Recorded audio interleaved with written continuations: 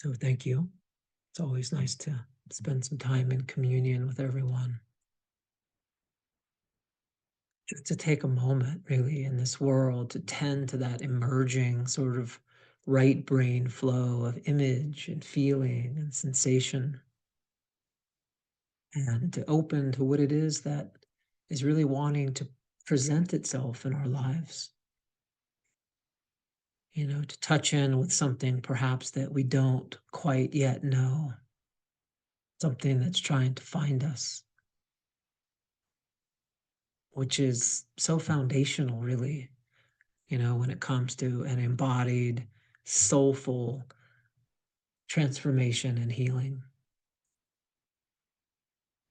I mean, it's definitely been my experience that sort of coming together in this way with one another, where we can take some time each week or every other week, to really reprioritize or recommit to our healing and spiritual lives, is really the expression of a certain sort of devotion, or longing that was perhaps placed within us at birth or before, if we want to look at it from a more Sufi perspective. That longing for communion, for union, for unity, which is an innate organic aspect of the human heart. At a psychological and neurobiological level, we're wired to attach, connect, co-regulate, and co-explore the mysteries together, to love and be loved as open, sensitive, relational beings with these alive, shimmering mirror neurons and sparkly, dynamic, interactive, resonant circuitries, to commune with one another, with other hearts and bodies and nervous systems.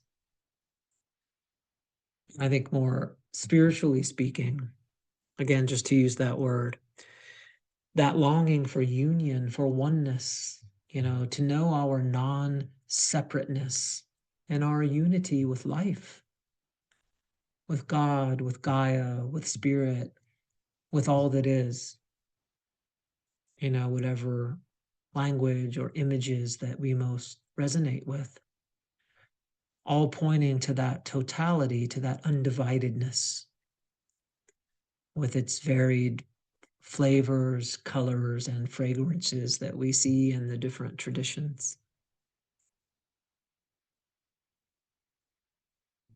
I mean, in some ways, it's like we're going on a year-long retreat together, this longing to retreat from the stress, from the disconnection, from the disembodiment, from the fear, from the restlessness, from all of the speed and the frenetic energy in the collective.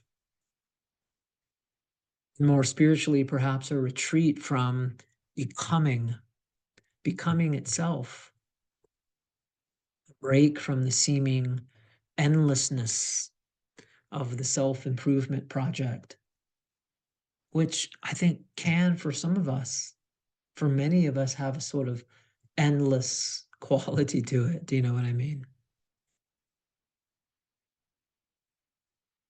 So many years and decades, and perhaps across generations, this movement to become someone and something other than what we are, and how exhausting that can be, not only physically, but at a deep soul level in the nervous system.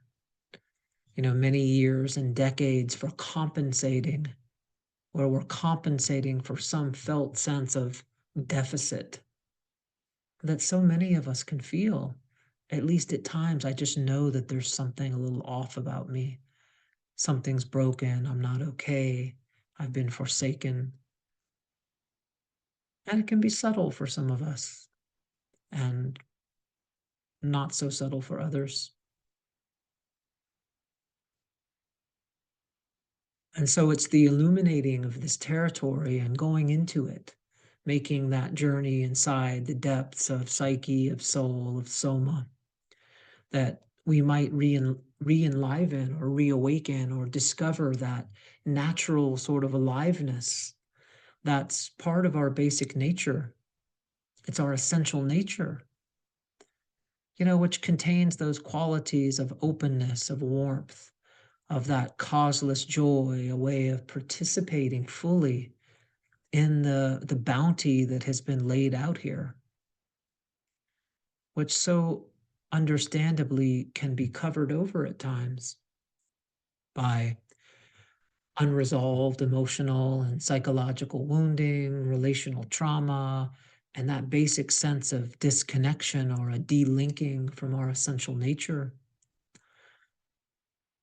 But it's only ever temporarily covered over. It's always shining there behind the clouds. And the path of cleansing our perception and polishing the heart, or allowing the heart to be polished, will reveal that sun that is always already here, that brilliance,